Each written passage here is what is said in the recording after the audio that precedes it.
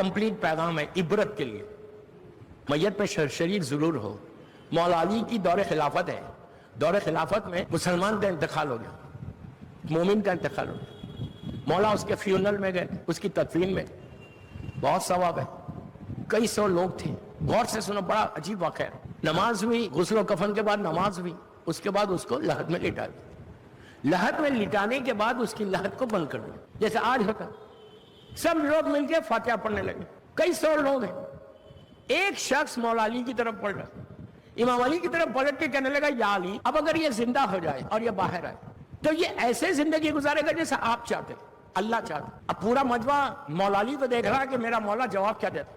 इमाम अली ने कहा कि क्यों ऐसे गुजारेगा। अब उसका जुमले मफहूम उसका है, जुमले मेरे। मफहूम वो उसका है, जुमले मेरे। मैं अपनी जबान में बोल रहा। उसने क्या बोला, इसीलिए मैं बोल रहा कि इसने आधे घंटे का इसको नीचे एक्सपीरियंस हो गया। अंधेरे को देख लिया, वहशत को देखा, नीचे गर्मी को देखा, हर चीज, मैंने अपनी लैंग्वेज में बोलूं, प्रैक्टिकल एक्सपीरियंस हो गया। हर चीज देख ली इसने नीचे। अब बाहर आएगा तो ये ऐसे जिंदगी गुजारेगा जैसा आप चाहते। अब पूरा मजमा मौला अली की तरफ पलटा कि देखो अली जवाब क्या देते। इमाम अली ने अपने हाथ को ऐसे किया, इसके पीठ पे ऐसे मारा, मार के कहा, यही बात तू क्यों नहीं सोचता, क्यों नहीं सोचता? तुम भी तो सोचो। किसी की मैयत में जाओ तो ये मत समझो कि वो मर गया। मौला अली बोल रहे, जब किसी को जनाजे के अंदर देखो, कॉफिन के अंदर देखो, तो तुम ये समझो कि तुम उसके अंदर थे, अल्लाह ने मोहलत दी है। हम कभी सोचते, हमको हिसाब ही नहीं है। दोस्तों, मैंने बात की थी अंधेरे की। लहद में सिवाय अंधेरे के कुछ नहीं, एब्सोल्युटली कुछ नहीं है। ऐसा अंधेरा है, ऐसा अंधेरा है कि हाथ को हाथ नजर नहीं आता, इतना अंधेरा है। अब सुनो, आप हैदराबाद माशाल्लाह रहते, सब वेल टू डू है। अगर आपने अपनी जमीन के ऊपर कोई बड़ा बंगला बनाया, मेरी तरफ मिसाल दे रहा हूं, घर बनाया, बिल्डर को दिया कि मेरे लिए बेहतरीन फ्लैट बना के दो, उसने बेहतरीन मार्बल का घर बना दिया, लाके आपको चाबी दी और कहा कि तुम्हारा घर तैयार है, your house is ready, you can move it now, तुम मूव हो जाओ। चाबी लेके घर के अंदर गए, बेहतरीन बंगला, हर तरफ मार्बल लगा हुआ, जबरदस्त बेडरूम्स, हॉल, डाइनिंग हॉल, इतना खूबसूरत घर मेरा बना हुआ है। दिन भर था मैं, शाम हो रही थी, मैंने कहा मेरा लाइट तो खोलूं, तो पता चला वहां कनेक्शन ही नहीं है, ना लाइट का कोई कनेक्शन ही नहीं है, ना मीटर है, ना खटके हैं, ना कुछ। आप इंसाफ से बोलो, रहोगे वह घर में? रहोगे? वो बिल्डर तो बोलेगा तूने घर क्या बनाया जहां लाइट का कनेक्शन ही ना हो? तो बिल्डर बोलेगा वो मेरी जिम्मेदारी नहीं थी, लाइट को तुमको लाना है। नहीं समझे? हर मोमिन की लहद, हर मोमिन की खबर रोजाना पुकार के कहती है कि मेरे दामन में आके सोने वाले, मेरे पास रोशनी नहीं है, चिराग को लाना तुमको लाना है, तुमको लाना है। हम कभी सोच रहे कि मेरी लहद में लाइट नहीं होगी तो क्या होगा? लाइट को लाने के लिए, करंट को, बल्ब को, रोशनी के लिए 9 चीजें बताई गई। वो 9 चीजें अगर कोई करे अपनी जिंदगी में, उसकी लहद हमेशा रोशन रहती, हमेशा रोशन रहती। इसलिए बोल कि अंधेरे में रहना है वहां पे। अगर अमाल सही नहीं होंगे तो अंधेरे में रहोगे। लाइट किसके लिए आती, कैसे आती? नमाज है शब। आप इसको मानो या ना मानो, शब नमाज तुम्हारी लहद में रोशनी कर देगी।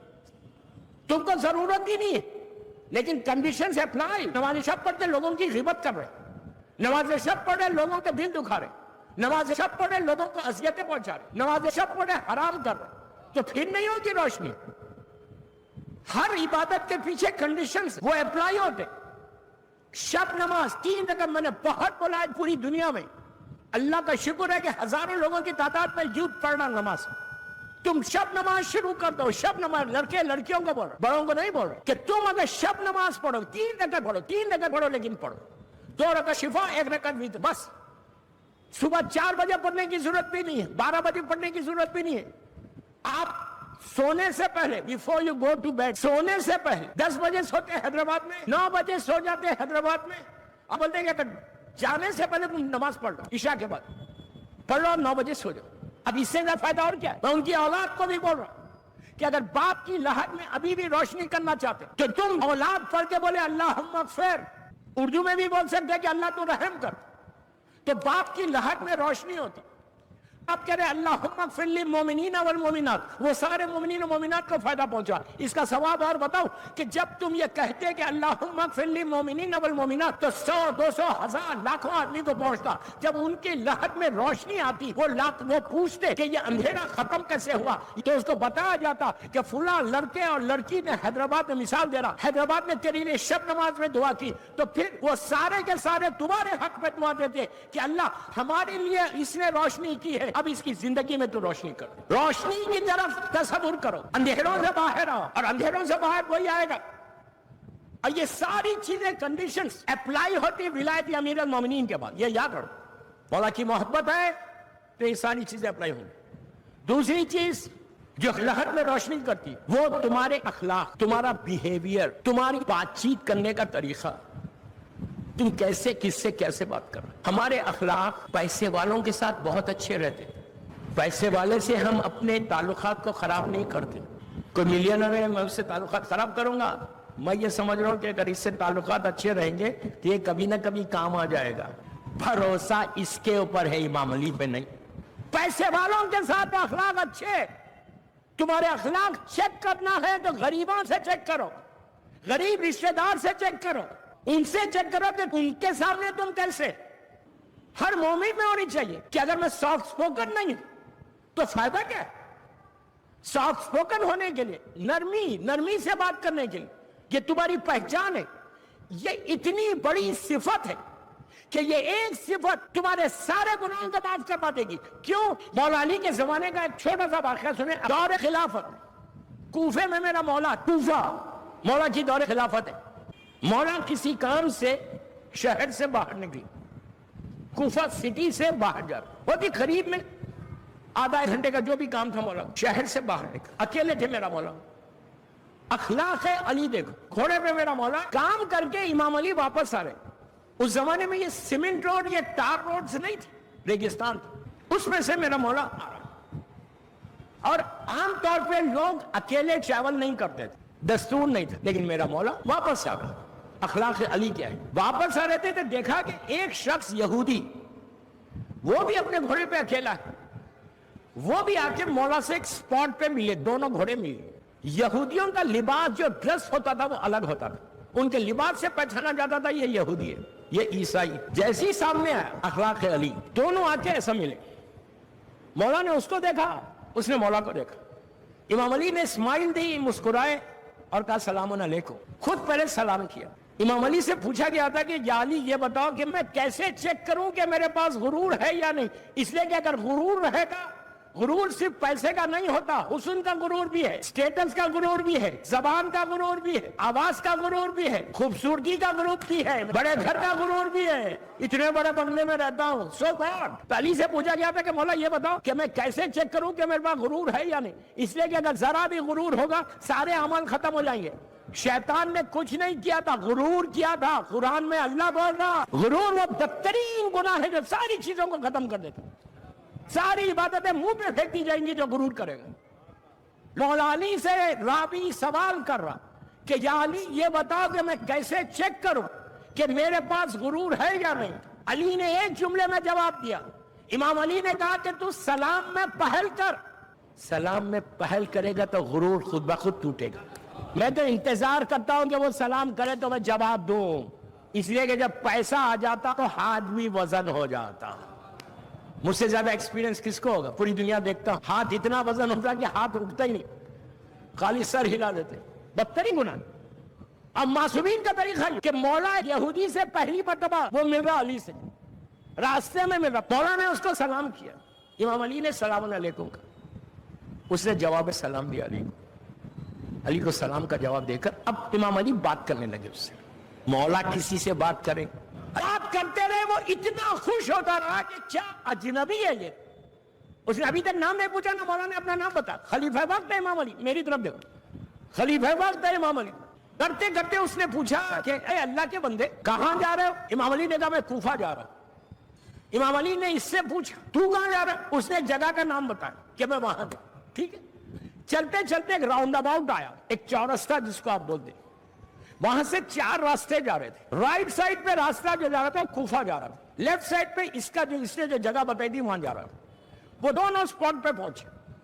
پہنچنے کے بعد اب مولا کو رائٹ پہ مڑنا ہے کوفے کی طرف, اس کو وہاں جانا. اس نے امام علی کو ایسے دیکھا, مسکرایا, مولا نے اس کو دیکھا, مسکرایا, وہ اپنے راستے پہ چلا گیا. اب وہ یہ سمجھ رہا کہ مولا کوفہ جانے والے تو یہ ادھر مڑیں گے. لیکن تھوڑی دور وہ آگے بڑھا تو اس نے دیکھا کہ پیچھے سے کوئی آہٹ, کوئی آواز آ رہی. دیکھا میرا مولا پیچھے آ رہا. وہ رک گیا, رک کے کہا کہ اے اجنبی, اے اللہ کے بندے, کیا راستہ بھول گئے؟ یہ کوفہ تو نہیں جاتا. علی کو کوئی بولے راستہ بھول گئے, امام علی نے جواب کیا دیا؟ علی نے کہا میں بھولنے والوں میں نہیں ہوں, میں بھولنے والوں میں نہیں ہوں. اس نے کہا کہ پھر یہ راستہ کوفہ تو نہیں جا رہا. امام علی کہا میں جانتا ہوں یہ کوفہ نہیں جا رہا. اب سنو, میں جانتا ہوں یہ کوفہ نہیں جا رہا, لیکن اتنی دیر سے آدھا ایک گھنٹہ تو میرے ساتھ ہم سفر تھا, تو میرے ساتھ سفر پہ ساتھ تھا, تو میں نے یہ چاہا کہ تیرے راستے پہ چل کے تجھے چند قدم تیرے ساتھ چل کے تجھے خدا حافظ کہوں. اس نے علی کو ایسے دیکھا, دیکھ کے کہا کہ آج کے زمانے میں ایسے اخلاق کا کوئی ہے؟ اس نے پوچھا اے اللہ کے بندے یہ تو بتا تیرا نام کیا ہے؟ امام علی نے کہا میرا نام علی ابن ابی طالب. اس نے کہا تم علی ہو, اسلام کے خلیفہ؟ امام نے کہا یس میں اسلام کا خلیفہ. اس پھر پوچھتا ہے تم اسلام کے خلیفہ علی ہو؟ مولا نے کہا ہاں. کہا یا علی میں نے کیا سنا تھا تمہارے بارے میں اور کیا دیکھا؟ یہودی تھا. کہا تمہارا یہ جو عمل تھا یہ تمہارا پرسنل عمل ہے یا اسلام جو دین کے تم خلیفہ ہو اس کا میسج ہے؟ علی نے کہا کہ اسلام کا پہلا پیغام اخلاق ہے اور رسول تو خلق عظیم کا مالک بن کر آیا تھا. علی اب مجھے کلمہ پڑھاؤ. صرف اخلاق سے لوگوں کے دل جیتے. اللہ کا رسول کے اوپر کچرا واقعہ نہیں پڑ رہا, کچرا ڈالا جا رہا. لوگ بول رہے کہ یا رسول اللہ ہم جا کے اس عورت کو مارے, یا آپ راستہ بدل دو, کب تک یہ آپ کے ساتھ گستاخی کرے گی؟ اللہ کے رسول کہتے ہیں کہ میں راستہ نہیں بدلوں گا, میں اپنے اخلاق سے اس کا راستہ بدل دوں. سارے معصومین کا یہی تو پورا میں خلاصہ کیا ہے؟ اخلاق ہوں گے, بیہیویئر اچھا ہوگا, سافٹ سپوکن ہوں گے, غریبوں کے ساتھ اچھا ملو گے, اچھی زبان سے بات کرو گے, تو پہلی رات کو لحد میں روشنی یہ اعمال کی وجہ سے آئے گی. اپنی زبان کو زہر میں بجھا ہوا تیر کی طرح مت رکھو. ایسے اخلاق کو پیش کر کہ جو معصومین. آج ہمارے مجتہدین کو دیکھو, ہمارے سارے مراجعوں کو دیکھو, وہ لوگ کس طرح بات کرتے ہیں. اسی طرح اپنی زندگی میں ایسی کرو. بھولو مت اپنے باپ کو, روزانہ اپنے باپ کے لیے کوئی نہ کوئی کام کرتے رہو. اتنا دو, اتنا ایصال کرو کہ اس لیے کہ اگر آج تم عزاداری کر رہے, تم ولایت امیر المومنین تمہارے دلوں میں, تو صرف اور صرف تمہارے باپ نے تم کو حلال طریقے سے پرورش کی اور تمہارے ماں نے تم کو پاک اور پاکیزہ ریز کیا. وہ ماں باپ کا وسیلہ ہے کہ جو تم آج ذکر حسین کرو. تو ماں باپ کو کبھی بھولو مت. تم اگر اپنے والدین کے حساب میں کمی کرنے کے لیے شب نماز ضرور پڑھو, زیارت, جب بھی اپنے باپ کی لحد پہ جانا, جو عمل کرتے کرو, رحمان پڑھو, ملک پڑھو, یاسین پڑھو, فاتحہ پڑھو, زیارت امام حسین ضرور پڑھو. اور یہ بول کے پڑھو کہ پروردگار میں اس جو زیارت پڑھ رہا یہ اپنے باپ کی نیابت پہ پڑھو, ماں کی نیابت. اور باپ کی لحد پہ جانا تو سرانے بیٹھنا, سر کی سائڈ. ماں کی لحد پہ جب جانا تو پیروں کی سائڈ پہ بیٹھنا. یہ اللہ کے رسول کا بتایا ہوا طریقہ. سرانے بیٹھ جتنے دعائیں پڑھ سکتے پڑھ. زیارت امام حسین, ڈونٹ مس زیارت امام حسین. اپنے باپ کو مت بھولو دور اعظام میں. یہ پہلا محرم ہوگا کہ تمہارا باپ تمہارے سر پہ نہیں جائے. ہر مجلس میں یہ سب کے لیے پیغام ہے کہ جس مجلس میں تم دور اعظام یا سادے وقت پہ جا رہے, جیسے آپ یہ مجلس میں بیٹھے ہوئے, مجلس حسین ہے, آپ بیٹھے گا, آپ چاہتے کہ آپ کے باپ کو بھی مجلس کا فائدہ پہنچے, آپ چاہتے ہیں کہ آپ کی ماں کو بھی اس فرش ازا کا ثواب ملے. یہاں جس مجلس میں حیدرآباد میں 100 مجلسیں دن بھر میں کرتے, ہر مجلس میں جا کے زبان سے بولنے کی بھی ضرورت نہیں ہے, دل سے نیت کرو کہ اللہ میں یہ جو مجلس حسین میں آیا, اس کا سب کو معلوم ہے کہ ثواب ہے ہمارے, اس کا ثواب تو میرے مرحوم باپ کو دے دے. میں ان کی اولاد کو بول رہا ہوں, جس کا ثواب میرے باپ کو دے دے, کہ اس لیے کہ لاسٹ ایئر تک میرا باپ مجلسیں کرتا تھا, اب وہ مجلس حسین میں نہیں آیا. اتنا ثواب, ہر مجلس کا ثواب. دوستو یاد رکھو, اللہ رحمت کو برسانے کے لیے, رحمت کو نازل کرنے کے لیے بہانے ڈھونڈتا ہے.